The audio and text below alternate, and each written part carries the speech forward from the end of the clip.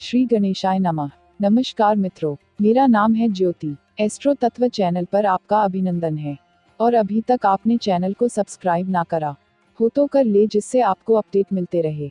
आज इस वीडियो के माध्यम से हम सभी जानते हैं तुलसीदास जयंती। जानिए उनसे जुड़ी ये कुछ दिलचस्प बातें।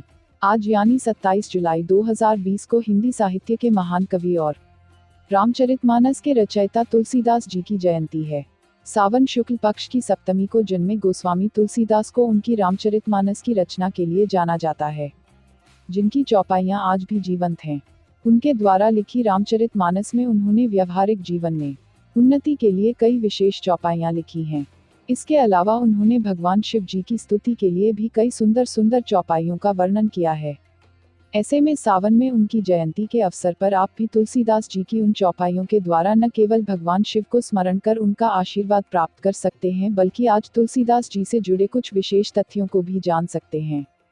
रामचरितमानस के लिए आज भी किया जाता है तुलसीदास जी को याद। जानकारी के लिए बता दें कि तुलसीदास जी ने एक हिंदू संत और कवि के रूप में अपनी एक अलग ही पहचान कायम की, जिनमें भगवान राम के प्रति बहुत श्रद्धा थी।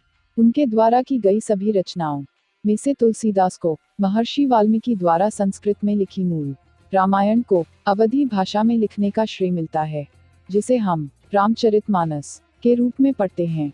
तो चलिए आज हम आपको उन्हीं रामचरितमानस के रचयिता तुलसीदास जी के जीवन और उनसे जुड़े कुछ महत्वपूर्ण और दिलचस्प तथ्यों के बारे में विस्तार से बताते हैं। तो बने रहिए हमारे साथ। शायद ही कोई जानता होगा कि तुलसीदास ने अपने जीवन का ज्यादातर समय गंगा किनारे बसे यूपी के वाराणसी में बिताया। इसीलिए आज वाराणसी के गंगा नदी पर बने प्रसिद्ध तुलसी घाट को उन्हीं के नाम पर रखा गया है। बताया जाता है कि ये वही जगह है जहां तुलसीदास जी ने अपने जीवन का ज्यादातर समय निवास किया था। कहा जाता है कि तुलसीदास जी को गंगा और वाराणसी से इतना प्रेम और लगाव था कि उन्होंने अपनी आखिरी सांस भी वाराणसी के ही 80 घाट पर ली थी। हालांकि तुलसीदास के जन्म और मृत्यु दोनों ही बातों को लेकर अलग अलग बातें प्रचलित है, जिसमें जहां कुछ जगहों पर उनके जीवन काल को साल 1497 से 1623 ईस्वी के बीच का बताया जाता है, तो वहीं कई जगहों पर इसे 1543 से 1623 के मध्यम बताया गया है। ऐसे ही कोई ठोस जानकारी उनके माता पिता को लेकर भी नहीं मिलती है। मान्यताओं अनुसार वाराणसी के प्रसिद्ध भगवान हनुमान के संकट मोचन मंदिर का भी तुलसीदास द्वारा ही निर्माण किया गया था। माना तो ये भी जाता है कि इस मंदिर की स्थापना से पहले इसी जगह पर तुलसीदास जी को भगवान हनुमान ने पहली बार दर्शन दिए थे, जिसके बाद उन्होंने संकट मोचन मंदिर की स्थापना की। तुलसीदास को भगवान हनुमान के बाद भगवान राम का सबसे बड़ा भक्त कहा जाता है। इसलिए भी ऐसी मान्यता है कि उनकी इसी भक्ति के चलते वो कलयुग के अकेले ऐसे मनुष्य थे जिन्हें हनुमान सहित भगवान राम और लक्ष्मण जी ने दर्शन दिए थे। पूरी दुनिया में लोकप्रिय हनुमान चालीसा भी तुलसीदास जी की ही प्रसिद्ध रचना है, जिसे उन्होंने अवधी भाषा में लिखा, और आज भगवान हनुमान की पूजा में इसका ही विशेष तौर पर प्रयोग किया जाता है। तुलसीदास जी ने महाकवि वाल्मीकि की रचना रामायण को अवधी भाषा में रामचरितमानस का रूप दिया, जिस कारण उन्हें ही कुछ लोग पूर्वजन्म के वाल्मीकि का अवतार मानते थे। मान्यताओं अनुसार तुलसीदास जी को रामचरितमानस की संपूर्ण रचना करने में लगभग 2 साल 7 महीने और 26 दिन का समय लगा था।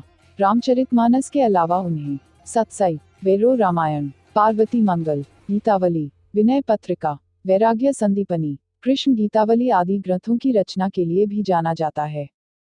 हनुमानाष्टक की भी रचना तुलसीदास जी द्वारा ही की गई है, जिसका पाठ हनुमान जयंती पर करने से माना गया है कि व्यक्ति को अपनी हर पीड़ा से मुक्ति मिलती है, और इससे संकट मोचन उसके सभी संकट भी दूर कर देते हैं। वाराणसी के विख्यात मानस मंदिर में उनका हस्तलिखित रामचरितमानस का अयोध्या कांड अभी भी वहीं रखा हुआ है, जिसकी देखरेख का जिम्मा तुलसीदास के प्रथम शिष्य राजापुर निवासी गणपतराम के वंशजों द्वारा सालों से किया जा रहा है।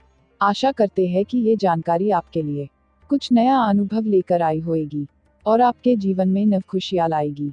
तो मित्रों, हमारे चैनल एस्ट्रो तत्व में दी गई ये जानकारी आपको कैसी लगी, हमें कमेंट कर बताएं। चैनल को लाइक, शेयर और सब्सक्राइब करें, और हाँ, घंटी वाले आइकॉन को भी दबाएं। और चलते चलते खुश रहें, मस्त रहें, आबाद रहें। स्वस्थ रहें। धन्यवाद मित्रों।